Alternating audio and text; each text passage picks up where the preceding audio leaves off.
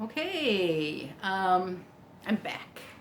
I have been doing videos and I've been having a lot of problems with them, so I haven't put anything up for, I don't know, maybe a week or so.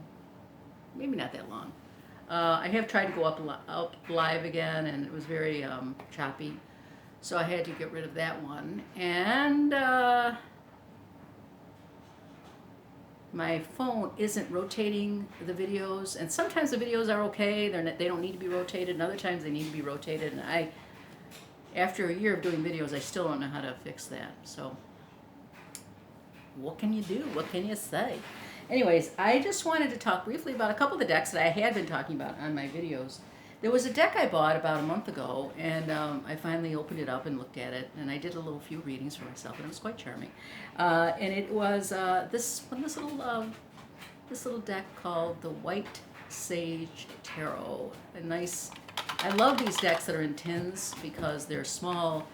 They're you can put them through anything, and tornadoes, hurricanes, snow, whatever. They're adorable. Now, the thing about this deck, which is kind of interesting, and I worked with it a little bit, it's a regular tarot deck. Just look at the cards that show you. Should be better organized. So here's they're pips. They have the major arcanas, and then they have the pips. Like that is a two of cups. They're nice cards. You see, they're small cards, but they have very large, simple art on them. So you really get to see the cards really clearly when they're laid out.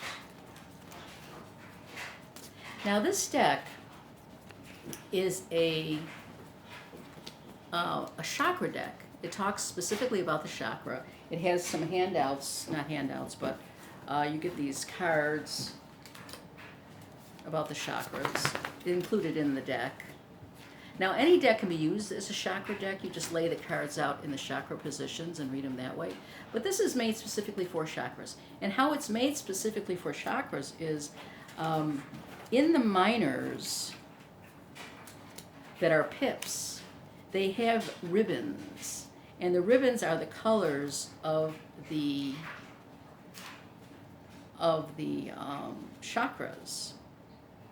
So here you have the Three of Pentacles, and you have this ribbon, this blue ribbon.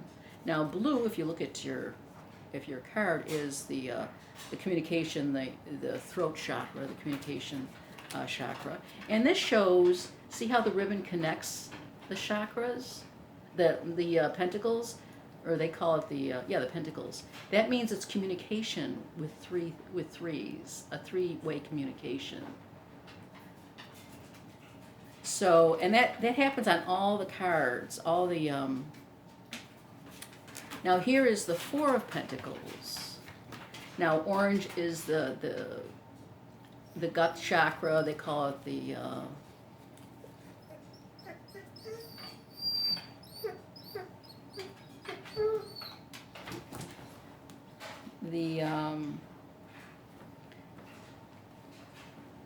emotions and creative life. So here we have a ribbon connecting the four chakras with your emotions and your creative life, and they're connected. So that's how you would read that. Well, that's one way of reading it.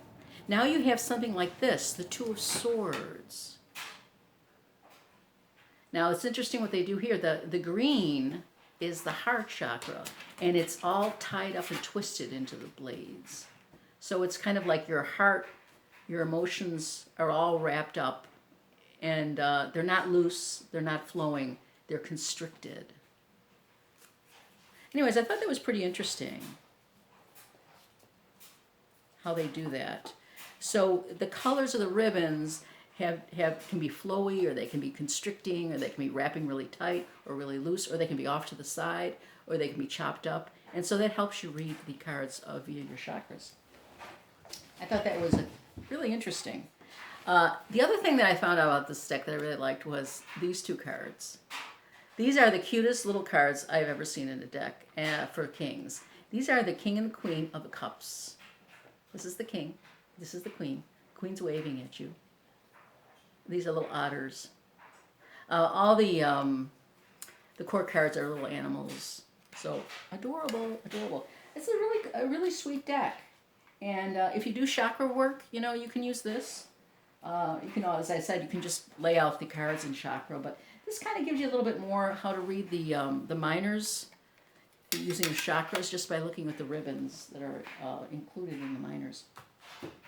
The other deck that I talked about that another video was aborted about was this one, the Everyday Enchantment Tarot. This is the book. And this is what it comes in. It's about Poppy Palin. She does the art and she wrote the book. It's amazing. It's amazing. It's an amazing book. I didn't read the whole thing, but I did read the introduction. Here's a sample of her art. They're rather large cards. And the nice thing is she does have the elements. You know, they're all different. Like that would be a major arcana. This would, these are both blades. So these are the air suit or the sword suit. They're very detailed and contemporary. They're not, I have the Omega Land, which is sort of dystopic. This is not dystopic. This is just contemporary life in the 2000s. And uses a lot of detail in her cards.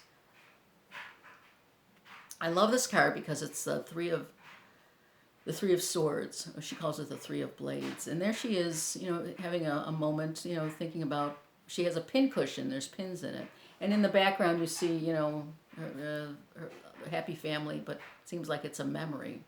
Now the other thing that she does in her deck, and she talks about it in her decks, she talks about it in her book, is that she includes all kinds of life energies. She's big on talking about energies. So there's always a sprite or a fairy or an angel in the card. And that's energy that we don't see, but that's always around us. And then she also has a lot of animals, and has birds, cats, and then she has, there's a cat right there too. So she has a lot of energies, and she talks about the elements always being around us. She talks about unseen energies always being around us. So I thought that was really cool. Now here's my favorite card. It's the Death card. And here we have, you know, someone who's passed on maybe. And here we have an angel up there. It's a beautiful little card. Death card. And then the last one that I picked out to show was this, what is this? What is this? What number is this? The Eight of Blades. The Eight of Swords. So, I mean, she refers to the swords that are up here, but they're also expressed in the painting. You can see that. And this is anyone who's had children, or who has children. There were days like this, crying babies, wanting to get out, can't get out, stuck in the home, the dog's yelling, the dog's barking, howling. It's just a very difficult situation. Again, there is a sprite in this, or something. There's a little something here, over here, that denotes the other energies that we don't see. So this is quite a remarkable deck. The cards are large though, and check out these backs. They're just beautiful. It's amazing work from amazing artists. She wrote the book. It's pretty remarkable as well. So that's the Everyday Enchantment Tarot from Poppy Palin. She also has a website. She also makes jewelry that she sells. She's a very talented person. Now the last thing I want to talk about just briefly is my latest deck. Now, not my latest deck. I've had this deck probably 6 weeks. And this is a deck that I've overlooked. You know, you go to Amazon and it's 3 o'clock in the morning and say, oh, you know, maybe I'll look at decks, see what's available. And some new ones also, you know, they always come out. And so I had kept going past this deck. I didn't really think I was really interested in the deck. And then I went and I saw some pictures from it. you know, you see the deck and then you go and look at, see if they have any pictures on it online. So I went and looked at went to see some pictures, and it was the triple goddess tarot, and the pictures reminded me of Edward Hopper. If you know of Edward Hopper, he does paintings, contemporary paintings, sort of contemporary in the 1900s. And they're so long, 1945 to 1960 maybe, or maybe in the mid 19th century? Yeah, mid 19th century. The thing about his paintings, I thought of them, they reminded me, this deck reminded me of his paintings. And they're not as clear, but they're sort of, the sharpness in the colors and the light and the shadow reminded me of Hopper. I mean, it's not Hopper per se, but it was reminiscent for me of Hopper. So I said, oh, that's kind of cool. I like that deck. I like the art. So I'll get this deck. And then I bought this deck. Now it's a deck, it's called the Triple Goddess deck, so there's a lot of women in the deck, naturally. And the thing about this deck is it's been an unbelievable reader for me. I read for myself, I read for other people, and it's just like, it's amazing. And how do I function in this world? Really, seriously, how? So it's interesting how decks, this is the World card. It's just a, it's a simple word card with a woman in it. It's interesting how decks, how you connect to decks. Now, I've never, people say, oh, I didn't connect with the deck, this connected, and I never really had that feeling. I mean, they all were good. I loved certain decks, and I love the artwork of certain decks, and but then this one, it just, I don't know what it is. It just really is a great reader for me. I don't know why, and I don't know why it's been such a great reader for me. This reminds me of Hopper. That's very Hopperish. You see the shadow and it's sort of very sharp edges in the paintings. This reminds me of Hopper. Anyways, so it's interesting to me after I've been doing this for, not that long, but it's been over a year now. People always talked about connecting with decks, and I never knew what they were saying, but now I know, because with this deck. And I can't explain it, but it's been a great reader for me. And it's a nice little deck. So I think that's all I have to say right now. I hope this will go online. This should be okay, right? Right? Oh, it looks too good. Just took a shower. Am I going to put this up line? I don't know. Maybe I will. Maybe I won't. I don't know. I look kind of washed out or something. Who cares? Have a great day.